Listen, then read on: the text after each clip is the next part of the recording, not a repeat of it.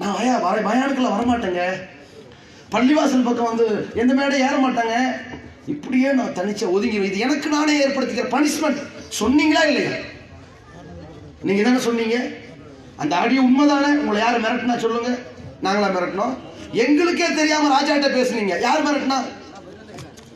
அடுத்து என்னன்னு கேட்டா, கலீல் ரசூல் சையத் இப்ராஹிம் விசாரிக்கிறாங்க, வாங்கன்னு கூப்பிட்டோம்.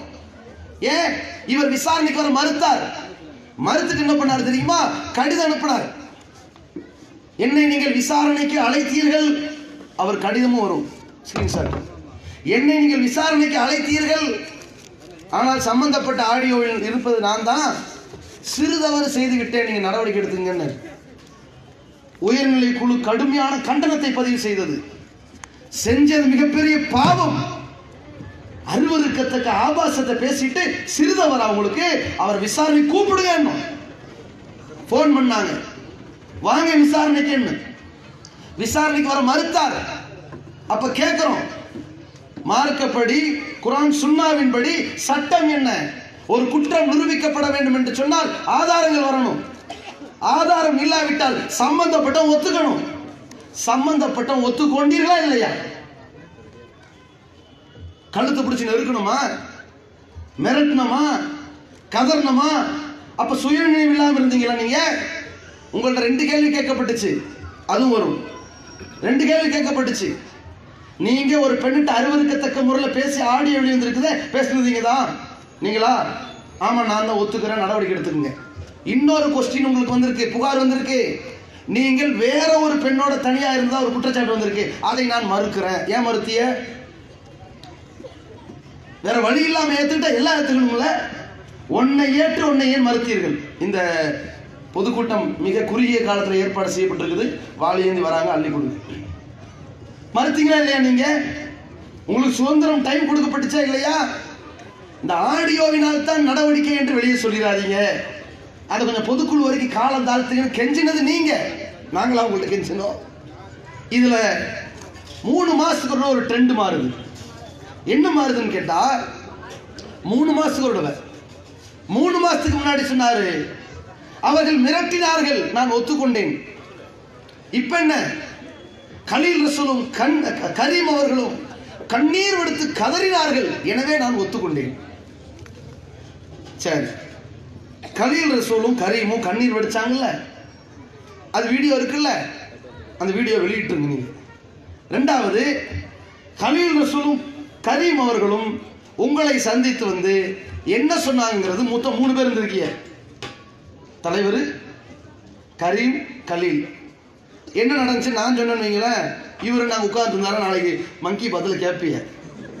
கரீமே சொல்லுவாரு, கேளுங்க. கலீல் ரசூல் பாயும் நானும் பிஜேவுடைய கடைக்கு போய் கெஞ்சினோம், எப்படியாவது இந்த பழியை நீங்க ஏத்துக்குங்க அப்படின்னு கதறணும், அழுதோம் அப்படின்னு பிஜே சொன்னதா சொல்றீங்கல்ல, அது பச்சை பொய். அது அநியாயத்துக்கு அல்லாவுடைய பயம் இல்லாம பொய் சொல்லிக்கிட்டு இருக்கிறாங்க. உண்மையில் நடந்தது என்னன்னு சொன்னா, நடவடிக்கைன்னு அறிவிச்சுட்டு கலீல் ரசூல் பாய் கீழே இறங்குறாரு. அப்போ அவர் கலீல் ரசூல் பாய் சொல்றாரு, நான் ஆறுதலுக்காக அவரை போய் பார்த்துட்டு வர்றேன் அப்படின்னு சொல்றாரு. சரி, நானும் கூட வர்றேன்னு கேட்டு போறோம், 2 பேரும் போறோம். போனோம்னா கலீல் ரசூல் பாய் தான், நான் அவர் தான் பேசினாரு, இப்படி ஆயிப்போச்சே, இந்த மாதிரி ஆயிடுச்சே அப்படின்னு சொல்லி அவர் கலங்கினாரு. கலங்கிட்டு, ஆனா ஒண்ணு, இனிமே எங்களை எவனும் தொண்டியாடின்னு சொல்ல முடியாது, அந்த அந்த இது ஒழிக்கப்பட்டுருச்சு இந்த நடவடிக்கையின் மூலமா. அதே மாதிரி எங்களை யாரும் பிஜே மதுஹப்னு சொல்ல முடியாது, அந்த இதுவும் இந்த நடவடிக்கையின் மூலமா ஒழிக்கப்பட்டுருச்சு அப்படின்னு சொன்னாரு. சொல்லிட்டு உட்கார்ந்து பேசிக்கிட்டு இருக்கும்போது கூடுதலா, நீங்க யார் அப்பல்லா அணிப்போட்டையெல்லாம் அவர் ஆலிம்ஷா தான் சொல்லித்தான் பேசினாரு. ஆலிம்ஷா, நீங்க அப்பல்லா அணிப்போட்டையெல்லாம் பேசுனதுக்கு எங்க கிட்ட பேசியிருக்கலாமே, எங்க கிட்ட சொல்லியிருக்கலாமே அப்படின்னு சொல்லும் போது அவர் வழக்கமா தலையாட்டிக்கிட்டு, அதாவது புரிஞ்சிருப்பீங்கன்னு நினைச்சேன், அந்த டைப்ல புரிஞ்சிருப்பீங்கன்னு நான் நினைச்சேன் அப்படிங்கிற மாதிரி தான் அவர் பதில் சொன்னாரு. இதுதான் உள்ளதே தவிர, நீங்க செய்யாத ஒரு குற்றத்தை போய் ஏத்துக்கங்க, பழிய சொல்லுங்க அப்படின்னு நாங்க சொன்னதா சொல்றது பச்சை பொய். அல்லாவுடைய அச்சம் இல்லாம பொய் சொல்றாருங்கிறது தான் அதனுடைய யதார்த்தம். அது என்ன சிசிடிவி கேமராவில் நான் பேசின ஆடியோமா இருக்கும், ஆடியோ இல்லைங்கிற தைரியத்துல தான் சிசிடிவி கேமராலாம் இருக்குன்னு சொல்லிக்கிட்டு இருக்கிறாங்க. ஆடியோ இருந்தால் நம்ம என்ன பேசணும், அதுக்கு அவர் என்ன சொன்னாருங்கிறது அதுலேயும் அவர் குற்றவாளிங்கிறது தான் மக்களுக்கு தெரிய வரும். சிசிடிவி கேமராவில் ஆடியோவும் இருக்குமே, ஆனால் நாங்கள் என்ன பேசணும் அதுக்கு பிஜே. சரி, ஆமாம், அப்படியா சார்? அப்போ கரீம் பேச்சுவார்த்தையில் என்ன நடந்துச்சுன்னு சொல்லிட்டாரா? இப்போ கரீம் கூடுதலாக ஒரு குண்டை தூக்கி போட்டிருக்காரு. என்ன? ஏற்கனவே அப்போலோ ஹனீஃபாவோட நீங்க பேசியிருக்கிறீங்களே, அவர்கிட்ட எல்லாம் நீங்க பேசினதுக்கு எங்கள்கிட்ட ஒரு வார்த்தை சொல்லி இருந்தா நாங்க ஏதாவது செஞ்சிருப்போமா இல்லையா? என்ன சொல்றாரு? இல்லை, நான் அப்போ உங்களுக்கு சொன்னேன், நீங்க புரிஞ்சுக்கல. அப்ப எதை உண்மைப்படுத்துறீங்க? இதுக்கு தான் நான் முபாகலை கூப்பிட்டேன். நிறைய இருக்கு, நான் முபாகலா பட்டியல் நான் கடைசியா சொல்றேன். அடுத்து இவர் இந்த விஷயத்துல எந்த அளவுக்கு நடவடிக்கை எடுக்கப்பட்டாருங்கிறதுக்கு பல கட்ட கேள்விகள் கேட்டார்கள். இவர் நடவடிக்கை எடுக்கப்பட்டது சரிதான் என்று ஏராளமான கேள்விகள் கேட்டார்கள். இன்று வரைக்கும் வாய் திறந்தாரா? அதுக்கப்புறம் என்ன பிரச்சனை? மக்களை ஏமாத்துறதுக்கு மறு விசாரணை அப்படின்னு சொன்ன உடனே மக்கள் ஏமாந்துருவாங்க. மறு விசாரணை கேட்கிறாரியா அவரு? இது மார்க்கெடிப்புல முதல்ல சரியா? ஒருத்தர் திருடிட்டான், கையங்களமா மாட்டிக்கிட்டான், கை வெட்டுப்பட்டுருச்சு, ஓகே. இன்னொருத்தன் திருடிட்டான், அந்த திருட்டு பையில 4 பேர் வந்து கம்ப்ளைண்ட் பண்ணிட்டாங்க. அவன் என்ன கம்ப்ளைண்ட் பண்றான் தெரியுமா? இவன் சாதாரண திருடன் இல்ல, ஏற்கனவே 28 வீட்டுல திருடி இருக்கிறான், அதுக்கு முன்னாடி அம்சிக்கரையில திருடி இருக்கிறான். எல்லா திருட்டையும் வைத்து பார்த்தா இவன் வேற மாதிரி தண்டிக்கப்பட வேண்டிய ஆளுன்ட்டாங்க. உடனே இவனை கூப்பிடும் போது, என்னை கூப்பிடாதிய, இந்த திருட்டை மட்டும் ஏத்துக்கிறேன், கையை தயவு செய்து வெட்டிருங்க. வேற வழி இல்லாம வெட்டியாச்சு. 4 மாசம் கழிச்சு எனக்கு சதி செய்து விட்டார்கள்னா வெட்டின கையை ஒட்டவா முடியும்? இது மறு விசாரணை அறிவு இருக்கா கொஞ்சம்? உங்க வாதப்படி, நீங்கள் ஒத்துக்கொண்ட சட்டத்தின்படி, நீங்கள் ஒத்துக்கொண்ட ஆதாரங்களின்படி, நீங்கள் எதை பேசியதா ஒத்துக்கொண்டீர்களோ அதன்படி நீங்கள் நடவடிக்கை எடுக்கப்பட்டீர்கள், சரியா? கூடுதலா காமில் என்பவர் உங்களை பல வருஷம் கூப்பிட்டு இருக்கிறாரு. எது கூப்பிடுறாரு? ஏங்க, நீங்க ஒரு பெண் மீது இவர் மீது ஒரு பெண் தொடர்பான பாலியல் குற்றச்சாட்டு நடவடிக்கை எடுத்துட்டீங்க, ஆனால் இவர் ஒரு பெண்ணை நாசமாக்கலீங்க, ஆன்மீகத்தின் பெயரால் பல பெண்களுடைய கற்பை சூறையாடி இருக்கிறாருங்க, என்கிட்ட நிறைய ஆதாரங்களோட பகிரங்க விசாரணைக்கு தயார்னாரு. இவருக்கு என்ன பதில் சொன்னார் மன் கி பாத்தில்? இவர்களெல்லாம் என்னை அழைப்பதற்கு யாருப்பா நீ? சுருதி குறைஞ்சு போய், இந்த வீராவேசமெல்லாம் இல்லை, நீ யாருப்பா என்ன கூப்பிடுற? எனக்கும் என் ஜமாத்துக்கும் இடையில ஒரு பிரச்சனை. இப்போ ஒரு பள்ளிக்கூடத்தில் ஒரு டீச்சரை நீக்கிட்டாங்கன்னா வேற பள்ளிக்கூடத்துக்காரன் தலையிடலாமா? ஒரு பள்ளிக்கூடத்தின் மாணவனை நீக்கிட்டாங்கன்னா அந்த பள்ளிக்கூடம் தானே போராடும், வேற பள்ளிக்கூடம் தலையிடலாமான்னு கேட்கிறாரு. அதாவது இவர் செஞ்ச காரியத்தை எல்கேஜி பையன் உச்சா போன மாதிரி பேசுறாரு. இவர் செஞ்சது என்ன தெரியுமா? ஆன்மீகத்தின் பெயரால் பெண்களின் கற்பை சூறையாடி இருக்கிறார். நீங்கள் தானே நித்யானந்தாவை பேசினீர்கள், அவங்களை பத்தி பேசுற உங்களுக்கு என்ன அக்கறை? ஏன் பேசினீர்கள்? மதகுரு என்று சொல்லி மக்களை ஏமாற்றியவர்களை அம்பலப்படுத்தினீர்கள், பேசினீர்களா இல்லையா? இதைத்தான் அவர் சொல்கிறார். நீங்கள் பள்ளிக்கூடத்தில் உள்ள மாணவர் கிடையாது, பொதுமக்களுக்கு ஆன்மீகத்தின் பெயரால் பொது மேடையில இருந்து ஒழுக்கத்தை பேசக்கூடிய இடத்தில் இருப்பவர், அதற்கு தகுதியற்றவர்கள் கூப்பிடுறார். ஏன் போல? உங்களை விவாதத்துக்கு கூப்பிடுறாரு, நீங்க போல. விசாரணை கூப்பிடுறாரு, போல. ஏன் பதறீங்க? எவ்வளவு காலம் கூப்பிடுறாங்க? 1 2 எத்தனை குண்டு தூக்கி போடுறாங்க? ஒண்ணுக்காவது மறுப்பு தெரிவிக்கீங்களா? நாங்க நம் சகோதரர்கள் நீங்க பேசின ஒப்புக்கொண்ட ஆடியோ வச்சு உங்களை வளைச்சு கேள்வி கேட்கிறாங்க, பதில் சொல்ல முடியுதா? கேட்டா இவர் நம்ம மேல பழிய போடுறாரு. இந்த தௌஹீத் மாத்துக்கார எப்படி ஆயிட்டாங்க தெரியுமா? ஒவ்வொரு இடத்துல போய் இப்படி குசுகுசுன்னு பேசுறோமா? குசுகுசுன்னு பேசுறது நானா நீங்களா? நீங்க தானே ஒரு மையத்து கடிதத்தை அனுப்பிட்டிய. மையத்து கடிதம் ஒருத்தன் சாவுல கூட பயப்படுவாங்க, சாவுல கூட பயப்படாத விளம்பரம் செய்யற ஒரு ஆள் இவர். கரெக்டா தேர்ந்தெடுக்கப்பட்ட ஒரு சிலருக்கு மையத்து கடிதம். என்ன கடிதம்? எனக்கு எதிராக பல சதிகள் நடந்தது, இது ரகசியமாக வைத்துக் கொள்ளும், இது அமானிதம், இந்த கடிதத்தை அடி பரப்பிடாதீங்க, நான் மௌத்தா போன பிறகு தான் பரப்பணும். அது தெரிஞ்சு போச்சு. மையத்துக்கிட்ட இது சொல்லிட்டாங்கல்ல, நீங்க சீக்கிரமே வெளியிட்டுருங்க, இல்லாட்டி 2 நாள்ல வந்துடும். அப்போ இந்த அளவிற்கு ரகசிய காப்பகம் பண்ணது நீங்க. அது வெளி வந்தா தெரியும் நீங்க எந்த அளவுக்கு மக்களை, அந்த 50 பேரை ஏமாற்றி இருக்கிறீர்கள். ரகசிய கடிதத்தை அனுப்பி அந்த 50 பேரை எப்படி ஏமாற்றினீர்கள் என்று அது உலகத்துக்கு வரும். ரகசிய கடிதத்தை அனுப்பி சில பேர் மண்டையை கழுவிட்டு நாங்க என்னமோ ரகசியம் பேசுறா சொல்றீங்க, நாங்க பப்ளிக்ல நிக்கிறோம். இப்ப இந்த ஜமாத்து நம் மீது ஒழுக்கம் கெட்டவர் என்று நடவடிக்கை எடுத்திருக்கிறது. அது அசைக்க முடியாத ஆதாரமாக இருக்கிறது. அது நம்ம வாயிலேயே ஒப்புக்கொள்ளப்பட்ட ஆதாரமாக வேற போயிருச்சு. என்னடா பண்றதுன்னு யோசிச்சு இந்த மனுஷன் போட்டா ஒரு போடு, 8 கோடியை காணோம். உடனே என்ன பண்ணுவீங்க? 8 கோடி காணுமா? இல்லைங்க அவர் தப்பு பண்ணியிருக்கேன், அது விடுப்பா, தப்பே பண்ணட்டும், எங்க 8 கோடி இப்படி நீங்க எப்ப அந்த மாடு வருது திரும்பி பார்க்காது, இப்படி சொல்ற ஸ்டைல். திடீர்னு பாத்தீங்களா அது மாதிரி இவர் என்ன பண்ணுவாரு? 8 கோடின்னு ஒண்ணு, 8 கோடி என்ன இப்படி நீங்க தான் வேலை. இவர் திட்டவட்டமா ஜமாத்தில் உள்ள ஒவ்வொரு உறுப்பினர்களையும் ஒவ்வொரு நிர்வாகிகளையும் இழிவுபடுத்தி ஜமாத்தை அழிப்பதை கையில் எடுத்திருக்கிறார். நான் ஆதாரப்பூர்வமாக அவரின் வீடியோ வாக்குமூலத்தோட உங்களுக்கு சொல்லுவேன். இந்த ஜமாத்தில் உள்ள எல்லா தொண்டர்கள் யார்? அல்லக்கைகள், ஆட்டு மந்தைகள், அறிவு கட்டவர்கள். ஏன் இவரை நீக்கிட்டோம்ல,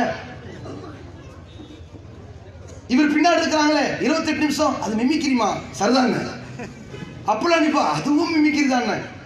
பிஜே மாதிரி மிமிக்கிரி பண்றாங்க, அப்பெல்லாம் அனுப்பா மாதிரி ஒரு மிமிக்கிரி பண்ணியிருக்கிறான், ரைட்டு. 28 நிமிஷத்துல உள்ள பெண் அது மாதிரி ஒரு மிமிக்கிரி நடந்திருக்கு, ரைட்டு. மாஸ்காஞ்சாவடி அது மாதிரி ஒரு மிமிக்கிரி நடந்தது, ரைட்டு. சரி, அதுக்கப்புறம் நிறைய பேர்கிட்ட பேசுறீங்களே அதுவும் மிமிக்கிரி சரிதானே, கரெக்ட்ண்ணே. இதோ இந்த சகோதரன் தியாகி, இவன் அறிவாளி, என்னோடு இருப்பவன் யாரு? இவருடைய அசிங்கத்தை ஆதரிச்ச அறிவாளி, தியாகிகள், கொள்கைக்காக விலை போகாதவர்கள், நேர்மையானவர்கள். இவங்க எல்லாம் யார்? அல்லக்கைகள், ஆட்டு மந்தைகள். யாரு? தொடச்சி எடுத்து நீக்கி இருக்கிறோம்ல, நம்ம ஆட்டு மந்தைகள். ஜமாத்துடைய ஒவ்வொரு நிர்வாகிகளுக்கும் இவர் திருட்டு பட்டம் சுட்டுகிறார். எந்த அளவுக்கு தெரியுமா? வீடியோ ஆதாரங்கள் அப்படியே லபக் மாட்டிக்கிறார் இவர். எந்த அளவுக்குன்னா ஒவ்வொன்றா வருவோம். மார்க் அடிப்படையில் நான் சொல்றேன், இவர் பொருளாதார குற்றச்சாட்டு சுமத்துவதற்கு மார்க் அடிப்படையில் முகாந்திரம் கிடையாது. ஏன்? கொடுக்கல் வாங்கல் தொடர்பாக மட்டுமல்ல, ஒரு குற்றச்சாட்டை வைப்பவன் ஆதாரம் காட்ட வேண்டும். அல் பையினத்துல் முத்தகி, குற்றம் சுமத்துபவன் ஆதாரத்தை தூக்கி போட வேண்டும். இப்ப சொல்லுங்க, நாங்க எவ்வளவு திருடிட்டோம் சொல்லுங்க. 6 கோடி. 6 இல்ல 7.5. என்ன 7.5? இல்ல 8. என்ன 8 இல்ல 13. இங்க பாரு, குடிச்சிருக்கியா? இல்ல, ரைட், சொல்லு. 20. 20 இல்ல 23. பேரலாம்பட்டில் 3 கோடி தள்ளுபடி 20. இதான் குற்றச்சாட்டு சுமத்துறதான்னு. சரிங்க, என்னமோ களவாண்டாங்க, அப்படி வச்சுக்குவோம், உங்களுக்கு நான் விட்டு கொடுக்குறேன். திருடிட்டாங்கன்னு சொல்றீங்களா? ஆமா களவாண்டு விட்டார்கள். களவாண்டாங்கிறீங்களோ? இல்ல களவாண்ட மாதிரி தெரியல, மோசடி செய்து விட்டார்கள். மோசடியா? மோசடி இல்ல, பதுக்கி வச்சிருக்கிறாங்க. பதுக்கியா? இல்ல கள்ளக்கணக்கு காட்டியிருக்காங்க. ஏய் என்ன சொல்ல வர சொல்லு. குற்றச்சாட்டு சொல்ல தெரியல இன்னைக்கு வரைக்கும். ஒருத்தர் போஸ்ட் அடிச்சுட்டான், 7 கோடி 34. என்னடா ஒரு வாரத்துல 15ல போயிட்டு இருக்கு, நீ 7 கோடி. இது அப்பளுக்கு அப்படி அப்பட்டமான பொய் என்பதற்கு அவர் வாயிலே வரும். எப்படி தெரியுமா? யார் அநியாயத்திற்கு துணை போகிறார்களோ அல்லாஹ் முதல்ல இங்கேதான் கை வைப்பான் அப்படின்னு அவர் தான் சொன்னார். அந்த வீடியோ வரும். அப்படி போயிருச்சு, கை வச்சுட்டான், அல்லாஹ் போயிட்டார். எந்த அளவுக்கு தெரியுமா? அவர் பேசுகிறார், நான் பொதுக்குழுவில் வாசிக்கப்பட்டதையெல்லாம் நான் வார்த்தைக்கு வார்த்தை கணக்கெடுத்தீங்க, பல கோடி ஆகும். உதாரணத்திற்கு சாதிக் அவர்கள் 9 கோடி என்று தவறுதலாக சொல்கிறார். அது 9 லட்சம் தான், அது 9 கோடி என்று தவறுதலாக சொல்கிறார். அதையெல்லாம் நான் கணக்கில் எடுத்தேன்னா கீழ்த்தரமா போயிடும் அப்படின்னு ஒரு லைவ்ல பேசிட்டார். மன் கி பாத்ல ஒரு மன் கி பாத்ல என்ன பண்ணாரு? சகோதரர்களே, ஜக்காத்து காசுல 8 கோடியை காணோம்.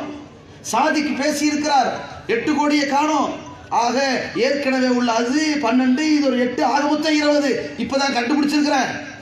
என்னடா 20ன்னு கேட்க கூடாது, இப்ப கண்டுபிடிச்சது கஷ்டப்பட்டு அப்படிங்கிறாரு. இதைத்தான் 3 வாரத்துக்கு முன்னாடி இவர் சொல்றாரு. சாதிக்கு ஒரு சில தொகையை 9 கோடி பை மிஸ்டேக்ல சொல்லிட்டாரு, அதையெல்லாம் நான் பிடிச்சா கீழ்த்தரமாயிரும் சொன்னவரு இப்ப அதை கணக்குல சேர்த்திருக்காரு. 20 கோடியில 10 கோடி அவுட்டா, அவர் கீழ்த்தரமா சொன்ன குற்றச்சாட்டு இது. இன்னொன்னு 8-6 ஓடிக்கிட்டு இருக்கு. அது என்ன பிரச்சனைன்னு கேட்டா, ஜமாத்து சொன்னது ஏற்கனவே ஜமாத்தின் பெயர்ல வாங்கி போட்ட சொத்துங்க. அது முதியோர் இல்லத்துக்கு வாங்கின சொத்து இருக்குது, இஸ்லாமிய கல்லூரிக்கு கட்டிய சொத்து இருக்கிறது அப்படின்னு உடனே குண்டு தூக்கி போட்டார். இஸ்லாமிய கல்லூரிக்கு சிறுவர்ல காசு எடுத்து கட்டினீங்களா? ஐயோ எனக்கு தெரியாது. இவரு தலைமைக்கு பக்கத்துல முதியோர்ல காசு எடுத்து கட்டடம் வாங்கினீங்களா? ஐயோ எனக்கு தெரியாது.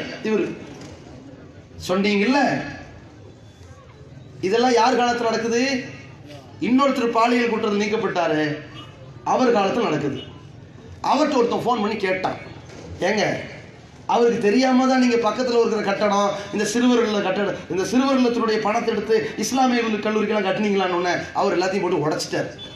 ஏங்க அதெல்லாம் கிடையாதுங்க, காசே அவர்கிட்ட தாங்க இருந்துச்சு, தெரியாம நாங்க வாங்குவோம், அவர்கிட்ட கேட்காம எதுவும் நடக்காதுங்க, அவர் உருட்டாருங்கன்ட்டான், புழுகிறாருன்றாரு. சரி, இப்ப என்ன செய்யணும்? இப்ப போன தலைவரும் அப்ப போன தலைவரும் முபாகலா பண்ணிட்டு வாங்க, ஒரு முடிவுல வாங்க. தெரிஞ்சு செஞ்சீங்களா தெரியாம செஞ்சீங்களா? நாங்க நிர்வாகி இல்ல பாவா. இதான் ஃபர்ஸ்ட். இதான் இந்த 10 கோடி பிரச்சனை. 20 அவுட்டா. இவர் எவ்வளவு ரொம்ப காழ்ப்புணர்ச்சியில இருக்கிறாருங்கிறதுக்கு இன்னொரு செய்தியை பாருங்க. என்னன்னா, கஜா புயல்ல கடுமையான பாதிப்பு. தமிழகத்தினுடைய 8 மாவட்டம் அழிஞ்சு போச்சு. அதற்கான பாதிப்புக்காக மக்கள் சிரமப்பட்டு எல்லா மாவட்டமும் பொருளாகவும் பணமாகவும் உதவி செஞ்சுக்கிட்டு இருக்கும்போது இவர் அதை குறை சொல்லி கிண்டல் அடிச்சு கேலி செஞ்சு ஒரு மன் கி பாத்ல பேசுறாரு. என்ன சொல்றாரு தெரியுமா?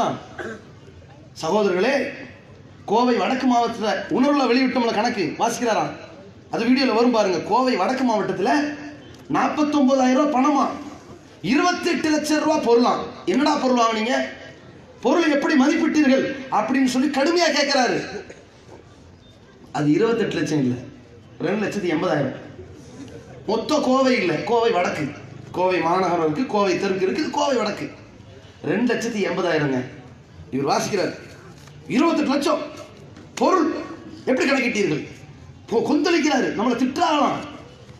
28 லட்சத்துக்கு எப்படி பொருள் வந்துச்சுன்னு கேட்கிறாரு. பக்கத்தில் ஒருத்தன் சுட்டி பாட்டுருக்கான், ஐயோ சரியா படியா.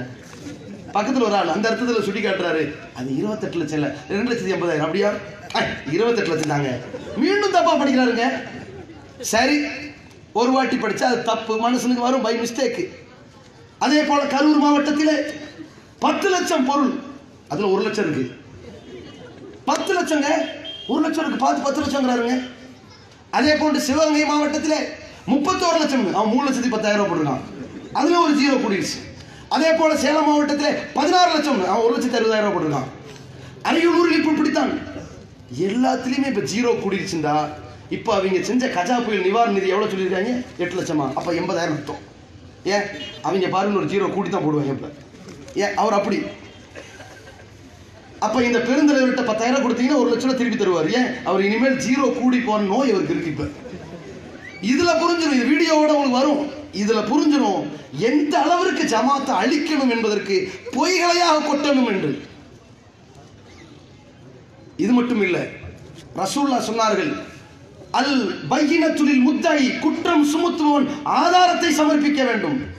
உங்களால் ஆதாரம் காட்ட முடியல, வல் யமீனு அலா மன் அன்கர, எவன் அதை மறுக்கிறானோ அவன் சத்தியம் பண்ணணும்.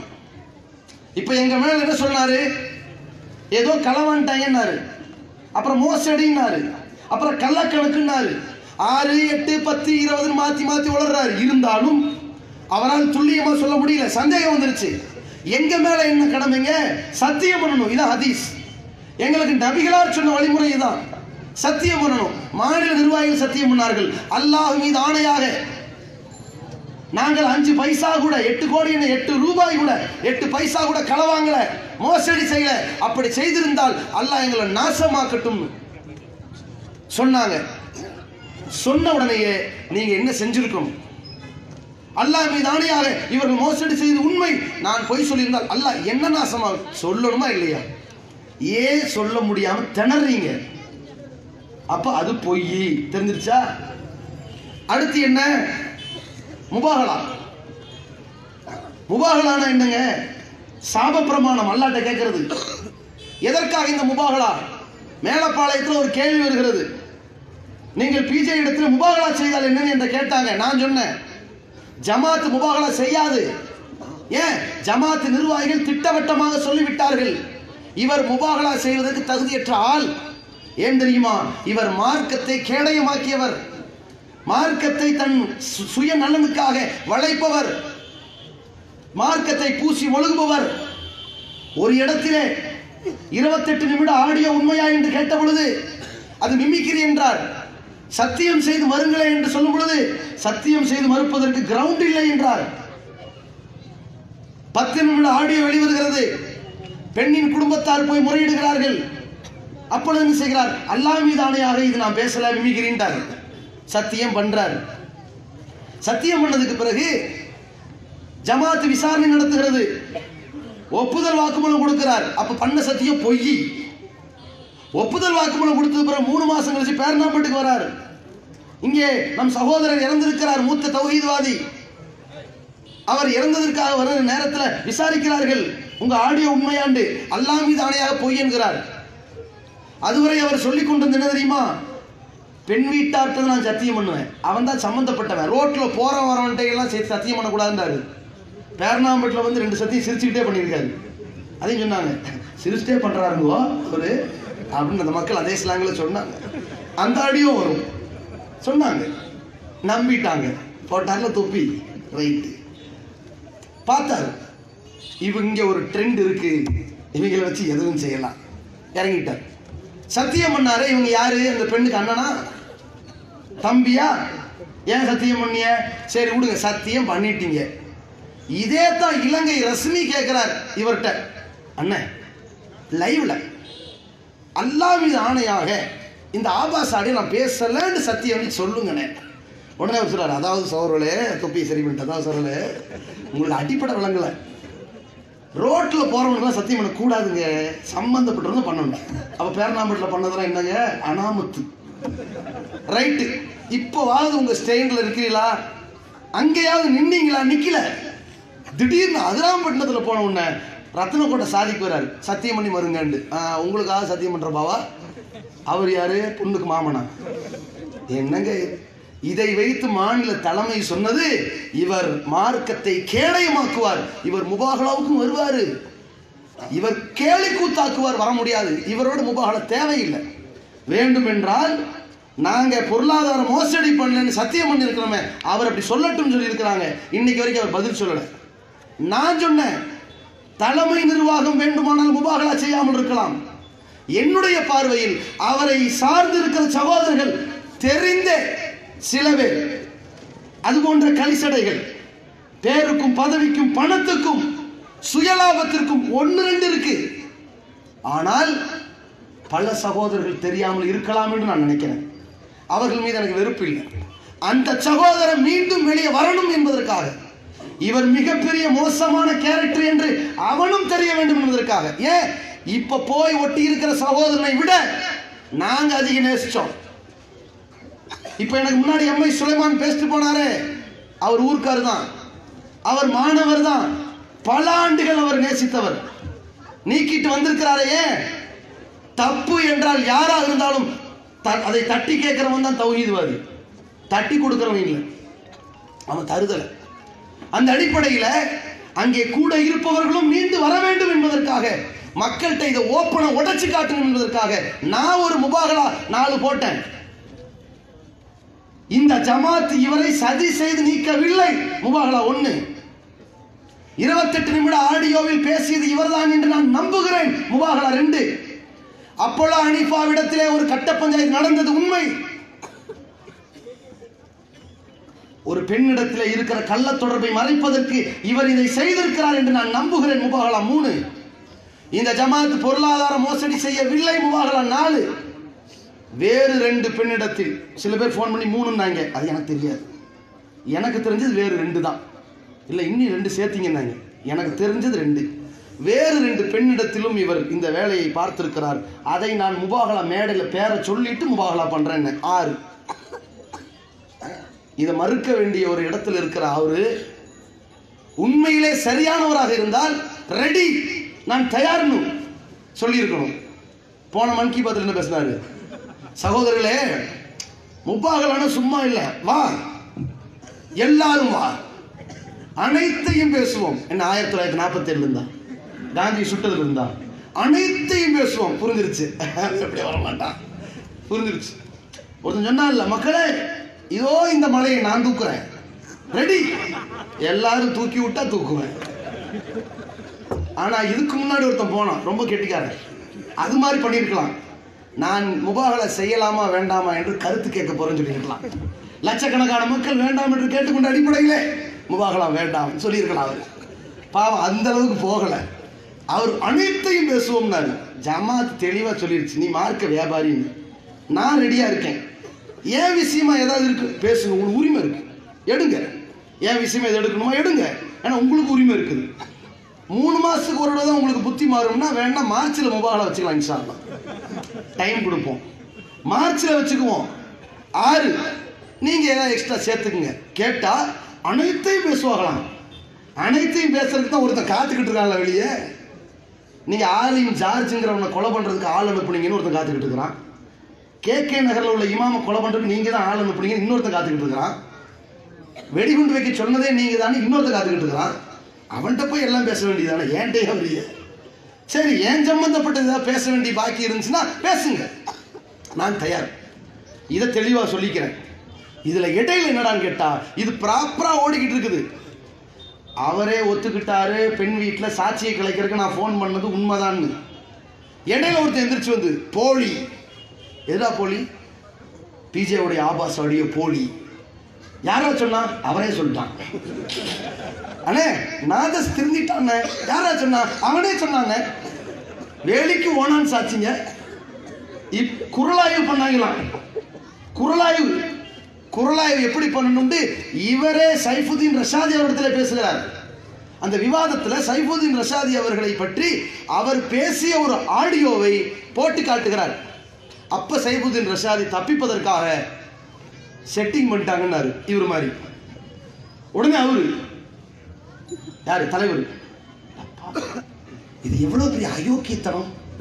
நான் கஷ்டப்பட்டு இந்த ஆடியோவை கொண்டு வந்து காட்டினா செட்டிங்கிறீங்க, வாங்க இத்தோட முடிச்சுக்குவோம், போவோம். குரலாய்வுக்குன்னு ஒரு துறை இருக்குது, கொடுப்போம். இது உங்கள் குரல் என்றால் இதோட முடிஞ்சு சாப்டர் க்ளோஸ். இல்லை என்றால் நான் ஒதுங்கிறேன், சவால் விட்டீங்க, நானே அதை விடுறேன், வாங்க போவோம். 28 நிமிஷத்துக்கு குரலாய்வுக்கு வாங்க. குரலாய்வுனா என்னமோ இவனே ஒரு லேப்டாப்ல வச்சு இவனே ஒரு சாஃப்ட்வேர் வச்சுக்கிட்டு இவனே போலின்னு கண்டுபிடிக்கிறது இல்லை, தொண்டையில ஊசியை குத்தணுது. இவன் குரலாய்வு பண்ணிட்டான், அடிச்சு விடுறது தானே. அந்த மாதிரி ஒரு கோப்பு. அடுத்து என்ன? ஜமாத்தை இவர் இழிவுபடுத்துறது, ஜமாத் நிர்வாகிகளை கேவலப்படுத்துறது, ஜமாத்தில் இருக்கிறவங்களாம் முட்டாப்பைய மாதிரி சித்தரிக்கிற வேலையில கங்கணம் கட்டி இறங்குறார். உதாரணத்திற்கு எருமை மாட்டை குர்பானி கொடுக்கலாமான்னு சர்ச்சை. இதை நான் என்ன செஞ்சேன், ஒரு இடத்துல குர்பானி கொடுக்க கூடாது, தவிர்த்துக்குங்கன்ட்டேன். பார்த்தீர்களா, குர்பானி கொடுத்து விட்டார்கள். பயங்கரமான பிரச்சனை வந்துருச்சு இவருக்கு. நான் இல்லாத சொன்னா, ஏற்கனவே நம் ஜமாத்தில் இருந்து குர்பானியின் சட்டங்கள் என்ற புத்தகம் வெளியிடப்பட்டு அந்த புத்தகத்தில் எருமை மாட்டை குர்பானி கொடுக்கலாமா என்ற கேள்விக்கு இதுல அறிஞர்களிடத்துல 2 கருத்து இருக்கு.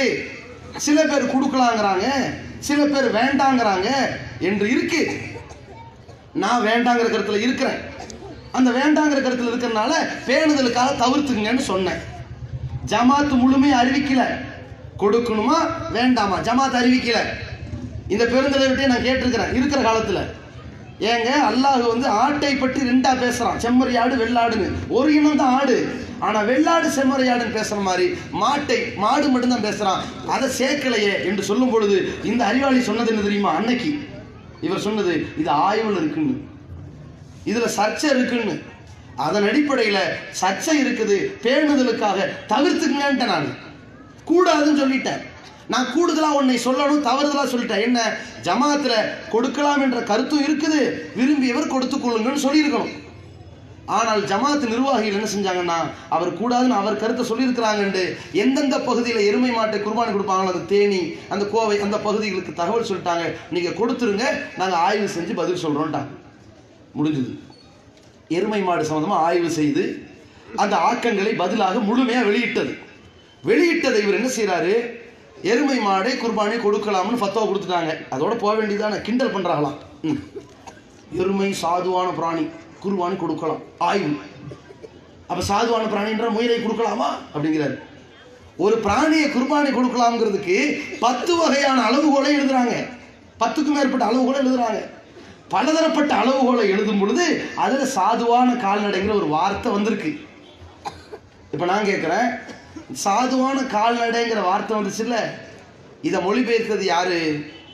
திருமறை குர்ஆன்ல எருமை மாடு சம்பந்தமாக இந்த ஆய்வை எடுத்து எழுதும் பொழுது அல்லாஹ்வுடைய திருவசனம் 22வது அத்தியாயம் 34வது வசனத்திலையும் 22வது அத்தியாயம் 28வது வசனத்திலையும் லி குல்லி உம்மத்தின் ஜஅல்னா மன்சகன் லி யذ்குரு ஸ்மல்லாஹி அலாமா ரஸகஹும் மின் பஹீமத்தில் அன்ஆம், சாதுவான கால்நடைகளை அவர்களுக்கு நாம் வழங்கி இருக்கிறோம், அதை ஒரு கிரியை ஆக்கி இருக்கிறோம், ஒவ்வொரு சமுதாயத்திற்கும் அல்லாஹ்வின் பெயர் சொல்லி அறுப்பதற்கு கொடுத்திருக்கிறோம் என்று சாதுவான கால்நடை மொழிபெயர்த்து நீங்க.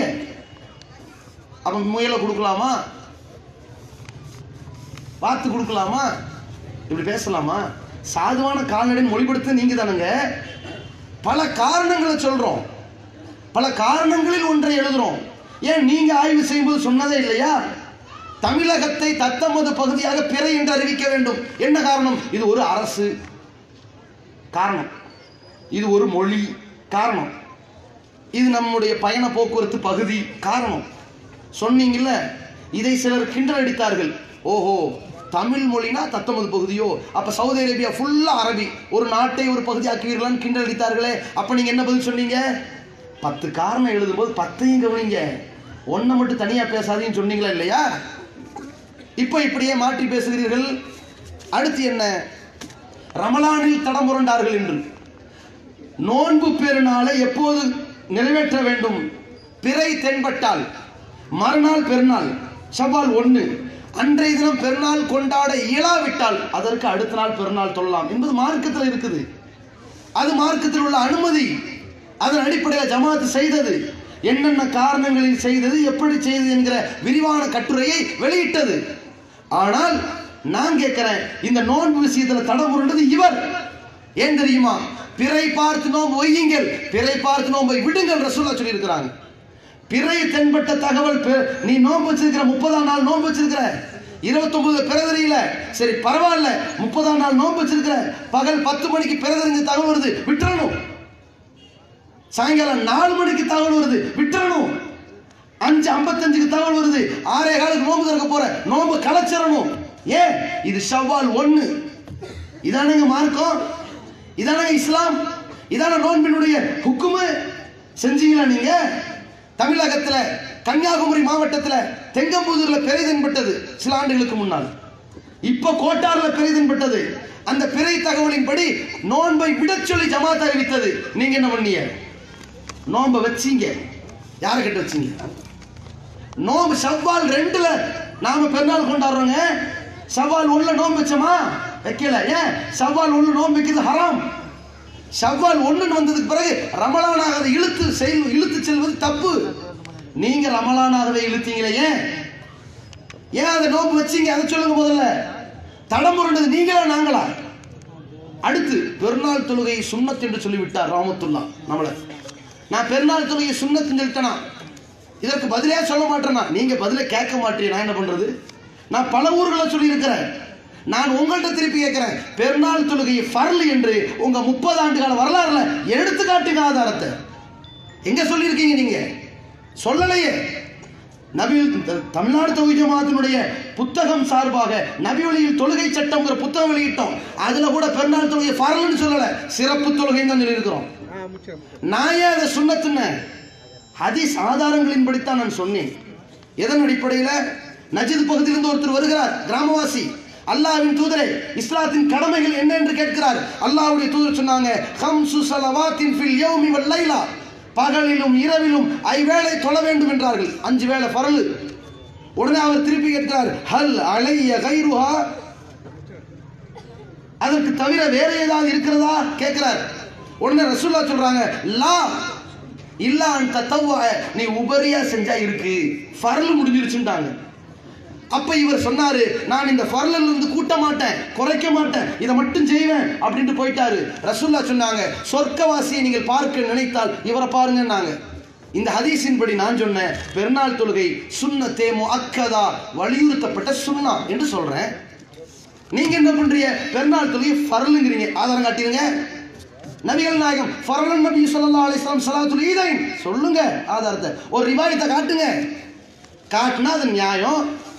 நீங்க அதை சொல்லாம நான் சொன்னதற்கும் நீங்க புரிந்து கொள்வதற்கும் என்ன குழப்பங்கிறேன். சரி, நீங்க இதை பெருநாள் தொழுகை ஃபர்லுங்கிறீங்கன்னு வைங்க, நான் இந்த பெருநாள் தொழுகை சுன்னத்தே முஅக்கதாங்கிறேன். என்ன பிரச்சனைங்கிறேன் சொல்லுங்க. அடுத்து இவர் என்ன பண்றாரு? அப்துல் நாசர் இவர் என்ன செய்யறாரு?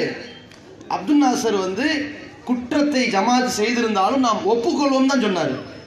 இவர் என்ன பண்றாரு? அப்துல் நாசர் எப்படிப்பட்டவர் தெரியுமா? அவரை கிண்டல் பண்ணணும். இப்ப ஏற்கனவே இவர் ஜமாத்தில் இருக்கும்போது நாசரை பத்தி சொல்றாரு, அவர் ரொம்ப வெள்ளந்தி, ஆனா என்றாலும் கூட ஆவண்ணா என்றால் எழுத விட மாட்டார், ரொம்ப வெகுளியானவர், அவர் சூதுவாக தெரியாதவர், அப்பாவி அப்படின்னாரு. இப்ப பிஜேபி நடவடிக்கை எடுத்து நீக்கிறது காரணமா அப்துல் நாசர் ஒருத்தர் இருக்கிறார்ல. இப்ப என்ன? அப்துல் நாசரை பத்தி உங்களுக்கு சொல்லி ஆகணும். பெருமைனா பெருமை, அப்படி ஒரு பெருமைங்க. மண்ட கணம் புரிச்சு திரிகிறார். யாரு? அப்துல் நாசர். ரெண்டையும் பேசினாரா இல்லையா? ஒருத்தனை பத்தி பேசலாம், போன மாசம் ஒருத்தனை நான் நல்லவன் இருப்பேன், இன்னைக்கு அவன் திருட்டு பையலா இருப்பான், அதை சொல்லலாம். அன்னைக்கு நல்லவன் இன்னைக்கு திருட்டு பையன் அப்படி சொல்லலாம். ஆனால் ஒருத்தரை பற்றிய 2 பண்புகளை கடந்த காலத்தில் உள்ளது மாதிரி பேசலாமா? ஒரு மேடையில் சொல்றேன், நான் 10 வருடம் அவரோட பழகி இருக்கிறேன், ரொம்ப நேர்மையானவர். இன்னொரு மேடையில் 10 வருஷம் அவரோட பழகி இருக்கிறேன், அயோக்கியன் சொல்லலாம். அப்படி அதை பேசுறீங்க நீங்க, இழிவுபடுத்துறத நோக்கமா நினைக்கிறீங்க. அடுத்து என்னடான்னு கேட்டா, 4 மணிக்கு ஒருத்தர் இஸ்லாத்துக்கு வந்தா அவனுக்கு நோன்பு கடமையாயின்னு நான் சொன்னேன். சொன்ன உடனே பார்த்தீங்களா, அரைநாள் நோன்பு, 1/4 நாள் நோன்பு, கிண்டல் பண்ணீங்க, கேலி பண்ணீங்க. நீங்க ஆதாரங்களின்படி சொன்னால் சிந்திச்சிருந்தா கேலி பண்ணியிருக்க மாட்டீங்க. நான் எதன் அடிப்படையில் சொல்றேன்? நபிகள் பெருமகனார் ஸல்லல்லாஹு அலைஹி வஸல்லம் அவர்களுக்கு ரமலான் நோன்பு கடமையாகுவதற்கு முன்னால் ஆஷுரா நோன்பு இருந்துச்சு. ஆஷுரா நோன்பு இருந்த நேரத்தில் ரசூலுல்லாஹி ஸல்லல்லாஹு அலைஹி வஸல்லம் மதீனாவுக்கு வந்த நேரத்தில் மக்களுக்கு அறிவிப்பு செய்ய சொல்றாங்க, ஒரு மனிதரை விட்டு. அஸ்தின் யௌம ஆஷுரா, ஆஷுரா நாளில் அறிவிப்பு செய்ய சொல்றாங்க, மன் கான அக்கல, இன்றைய தினத்தில் யார் சாப்பிட்டு இருக்கிறாரோ ஃபல் யுத்திம் பக்கியத்த யௌமிஹி, இந்த நாளில் சில மணி நேரம் இருக்கிறது, மீத மணி நேரங்களை நோன்பாளியே தொடரட்டும். அரை நாள் நோன்பு. நீ நபிகள் நாயகத்தை இழிவுபடுத்துறீங்களா? ரசூலுல்லாஹ் சொல்றாங்க, இத இன்றைக்கு யார் நோன்பாளியாக இருக்கிறார்களோ அவர் என்ன செய்யட்டும்? நோன்பாளியாகவே இருக்கட்டும். ஏன்? ஃபைனல் யௌம யௌம ஆஷுரா, இந்த நாள் ஆஷுராவுடைய நாள். அப்ப அது ஃபர்லா இருந்துச்சுங்க. அப்புறம் ரமலான் ஃபர்லான உடனே ஆஷுரா நோன்பு சுன்னத்தாயிருச்சு. அந்த அடிப்படையில் நான் சொன்னேன், ஒரு சட்டம் ஒருவருக்கு பாஸ் ஆகும் பொழுது அவர் இஸ்லாத்தை ஏற்று இருக்கிறார், நோன்பு மாசமா இருக்கிறது, பகல்ல இருக்கிறார், நோன்பு வைக்கலாங்கிறேன். இதை மாற்றுகிறது தெரிவிக்கிறார்கள் சிலர். யார் ஃபஜ்ருக்கு முன்னால் நியத்து செய்யவில்லையோ அவருக்கு நோன்பு இல்லை என்கிறார்கள். நான் சொல்றேன், அதிலிருந்து இஸ்லாத்தை ஏற்றவருக்கு விதி விலக்குங்கிறேன். இது நான் புதுசாக கண்டுபிடிச்சா சொல்றேன்.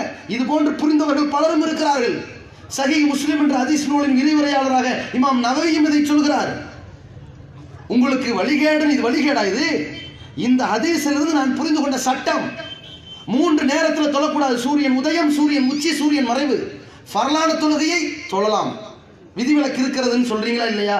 அது மாதிரி நான் சொல்றேன், பொதுவாக ஒரு நோன்பு ஃபர்லான் நோன்பு வைப்பதா இருந்தால் ஃபஜ்ருக்கு முன்னால் நியத்து இருக்கணும். திடீர்னு ஒருத்தர் இஸ்லாத்தை ஏற்றுக்கொண்டால் அன்றைய நாளில் அவருக்கு விதிவிலக்கு நான் சொல்றேன். இது என் கருத்து. இப்ப நான் இதை சொன்னதை அறிஞர் குழுவில் வச்சிருக்கிறேன். அவர்கள் ஆய்வு செய்து இல்லை இப்படியும் புரியலாம் என்று சொன்னார்கள், ஆனால் முடிஞ்சு போச்சு. இல்லை இப்படி புரிவதற்கு அறவே வாய்ப்பில்லைன்னு நான் வாபஸ் வாங்கி போறேன். இதில் என்ன நடந்தது? இதில் நான் நடந்து கொண்ட விதத்திலும் நீங்கள் செய்த பாவத்திலும் என்ன? பெருநாள் தொழுக ஃபர்லா சுன்னத்தா, ஃபர்லா சுன்னத்தாங்கிறீங்களே, நீங்க பெருநாள் தொழுக போகலையே. ஏன்? சனிக்கிழமை உங்க குடும்பத்தை அனுப்பி வச்சீங்க பெருநாள் தொழுகிங்க, நீங்க ஏன் வரல திடலுக்கு? அதை சொன்னீங்களா? எதையும் செய்ய மாட்டேன், இருக்கிறவங்களாம் குறை சொல்லுவேன், இப்படி ஒரு ஜமாத் கேட்டா இதுக்கு விழிப்புணர்வு. அப்ப இது மாதிரியான விஷயங்கள்ல 1 அல்ல 2 அல்ல ஏராளமானது. நான் ஒரு இடத்துல காவல்துறை அதிகாரியை கண்டிச்சு பேசிடுறேன். பேசணும்னு பார்த்துருவா, இவர் பந்தாவுக்கு பேசுவார். பேசிவிட்டு கேஸ் கோர்ட் என்று பாஸ்போர்ட் முடக்கப்பட்டு விட்டது, அலைகிறார் அப்படின்னாரு. நான் அலைகிறேன், உங்களுக்கு என்னன்னு? நான் பேசுறேன், நான் அலைகிறேன், உங்களுக்கு என்ன கவலைங்கிறேன்? நீங்க கோழை ஆயிட்டீங்க, அரசனுக்கு அடிமை ஆயிட்டீங்க, அரசாங்கத்துக்கு பயந்து நடுங்கிட்டு இருக்கிறீங்க. எங்கடா நம்மள பாலியல் குற்றத்துல புடிச்சு உள்ள போட்டுருவானுங்கிற பயம் உங்களுக்கு இருக்குது. எங்களுக்கு அந்த கவலை இல்லை. ஏன்? அல்லாஹ்வுடைய அருளால் இந்த அசிங்கத்திலிருந்து அல்லாஹ் எங்களை காப்பாற்றி இருக்கிறான். ஒழுக்கமிக்க சமுதாயத்தை உருவாக்கிட்டு இருக்கிறோம். நீங்க கேடுகட்ட செயலை செஞ்சிருக்கிறீங்க, நீங்க பயப்படுறீங்க. நான் ஏன் பயப்படணும்? இதுல இவருக்கு இதுவும் தெரியல. மதுரை கேஸ் தள்ளுபடி ஆகி போச்சு, அந்த சங்கு கேஸ். சரியா? நான் ஏன் கேஸ், ஏன் பாஸ்போர்ட் முடக்கப்பட்டது அதுக்கு இல்லை. கடந்த சில ஆண்டுகளுக்கு முன்னாள் மாநில பொதுச் செயலாளர் இருந்தார்கள் யூசுப் அவர்கள். அவங்க துணை பொதுச் செயலாளர் இருக்கும்போது ஒரு வள்ளலார் நோட்டீஸ் விநியோகத்தில் அடிதடி ஏற்பட்டுச்சு. காவல்துறைக்கும் தடியடி பிரச்சனை வந்துச்சு. அப்ப அவர் மீது வழக்கு போட்டாங்க. யார் மேல வழக்கு தெரியுமா? இயக்கத்தில் ஒரு பிரச்சனை என்றால் பொதுச் செயலாளர் மீது வழக்கு. நான் தான் பொதுச் செயலாளர், நான் ஓடியா போனோம். யூசுப் அவர் வெளியே போயிட்டார், அவனுக்கு எனக்கு ஆவாது அப்படி நினைக்கணும். அவன் என் சகோதரன், நான் ஏன் அவரை இழக்கணும்? அவனும் இந்த சமுதாயத்தை சேர்ந்தவன். அவருக்கு அவர் பெயரால் வழக்கு என் மேல வந்திருக்குது. இன்றைக்கு இந்த வழக்கு நிலுவையில் இருக்குது. பாஸ்போர்ட் வரக்கு லேட் ஆகும், ஆவட்டுமே, 2-3 வருஷம் ஆகும், ஆவட்டுமே. என்னன்ற உயிர் வாழ முடியாதா? என்னடா இது? இது பேசுறாரு. நான் சென்னையில பேசும்போது சொன்னேன், பாபர் மசூதி இடத்திலே நீங்கள் ஒரு செங்கலை கூட வைப்பதற்கு விட மாட்டோம்னு. முடியுமா உன்னால அப்படிங்கிறாரு. இவரே சில வருஷத்துக்கு முன்னாடி பேசியிருக்காரு, ராமர் கோயில் என்று பெயரால் நீங்கள் சிலையை வைத்தால் சிலையை தூக்கி வீசுவோம் சொன்னது இவரு. அன்னைக்கு வீரன், இன்னைக்கு கோழை. ராணுவமே வந்தாலும் வீசுவோம் சொன்னது இவரு. அன்னைக்கு வீரன், இன்னைக்கு கோழை. ஆனால் நாங்கள் சொல்கிறோம், அன்றைக்கும் சொன்னோம். எதிர்வருகிற மாநாடு இருக்கிறது, திருக்குரான் மனிதகுல வழிகாட்டி என்று சொல்வது எங்கள் இலக்கு. அதே நேரத்தில் இந்த சமுதாயம் இன்றைக்கு இந்தியாவிலே சந்தித்திருக்கிற பல கொடுமைகளிலே பாபர் பள்ளிவாசல் பிரச்சனையையும் ஒரு அடிப்படையான விதியாக வைத்து அந்த மாநாட்டில் எடுத்துரைப்போம். ராமர் கோயில் என்ற பெயரால் அநியாயமான முறையிலே, அடக்குமுறை அடிப்படையிலே ஆக்கிரமித்து முஸ்லிம் சமுதாயத்தினுடைய ஆண்டாண்டு கால சொத்திலே நீங்கள் செங்கல் வைப்பதை ஒருபோதும் இந்த சமுதாயம் விட்டுக் கொடுக்காது என்று சூளுரைப்பதற்கு மாநாடு. அதுல நாங்க இறங்கி போக மாட்டோம். நீங்க கோழையா போங்க. இந்த சமுதாயம் வீரனாகத்தான் இருக்கும். நாங்க எப்படிப்பட்ட சமுதாயத்தை அல்லாஹ்வுடைய அருளால கொண்டு வந்துகிட்டு இருக்கிறோம். அல்லாஹ்வுடைய மிகப்பெரிய கிருபையால் இந்த சமுதாயத்தில் நாங்க கைது செய்யப்பட்டாலும் கூட எங்களின் அடுத்த தலைமுறை ரோட்டில் வந்து எங்களுக்காக போராடும் என்று உருவாக்கி. அதே மாதிரி நான் இறுதியா ஒரே ஒரு விஷயம் சொல்லி முடிச்சுக்கிறேன். இந்த ஊர்ல தமிழ்நாடு தௌஹீத் ஜமாத் என்பது தனி அமைப்பு. இதுவரை ஒரு அமைப்போடு சேர்ந்திருந்தது அல் ஜமியத்து சலஃபியா. அந்த சகோதரர்கள் பிரிஞ்சுட்டாங்க, பிரச்சனை இல்லை. நிர்வாக அடிப்படையில் நீங்க பிரிஞ்சிருந்தா எங்களுக்கு உங்களுக்கு எந்த கசப்புணர்வு கிடையாது பாபா. ஏன்னா நிர்வாகம், நீங்க ஒரு தனி நிர்வாகம். ஜமாத்து வந்து திருமண விஷயத்தெல்லாம் கொஞ்சம் கெடுபிடி பண்ணும். ஆடம்பர திருமணம்லாம் விட்டு கொடுக்காது. அதெல்லாம் வந்து கொஞ்சம் கெடுபிடி பண்ணத்தான் செய்யும். உங்களுக்கு ஒத்து வரல, ஒதுங்கிக்கலாம், தப்பு இல்லை. ஆனால் இந்த கேடு கட்டவரோட ஆதரிக்காதீங்க தயவுசெய்து. உங்களை நல்லெண்ணத்தோட சொல்றேன். ஏன் தெரியுமா? இதே ஊர்ல இந்த முகமதியா பள்ளிக்கூடம் இருக்குல்ல, இங்க இருக்கிற பல மாணவர்கள் அங்க படிச்சவங்க. எந்த அளவுக்கு எம்ஐ சுலைமானும் இதே முகமதியால பல ஆண்டுகள் இருந்தார். நானும் இருந்தேன், இந்த ஊர்ல இருந்திருக்கிறேன். இதுல ஒட்டுமொத்த பேரணாம்பட்டுல பல பேர் பெற்றோர்கள் தங்களுடைய பால்வடியும் குழந்தைகளை இந்த முகமதியா பள்ளிக்கூடத்துல சேர்த்துக்கிட்டு இருக்கிறாங்களே. அந்த எதிர்காலத்துல நாசமாக்கிறது.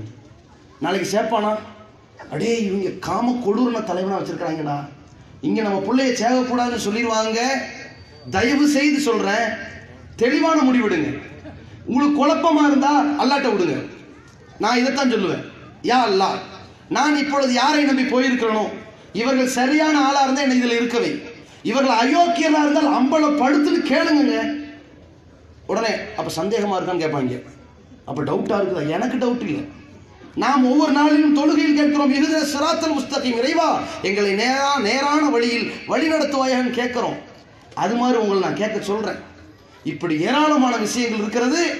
இவர் தடம்புரண்டு விட்டு, தடமாறி விட்டு, தடுமாறி கொண்டு இருந்து கொண்டு இன்றைக்கு நம்மீது அவப்படிகளை அள்ளி தெளித்துக் கொண்டிருக்கிறார். இந்த காமுகர்களை விட்டு, களிசடைகளை விட்டு, பெண்களின் கற்பை ஆன்மீகத்தின் பெயரால் சூறையாடிய கொடியவர்களை விட்டு இந்த சமுதாயத்தை எல்லாம் வல்ல அல்லாஹ் ரப்பல் ஆலமீன் காப்பாற்ற வேண்டும் என்று கேட்டுக்கொண்டு என்னுடைய உரையை நிறைவு செய்கிறேன். அன்புள்ள சகோதரர்களே,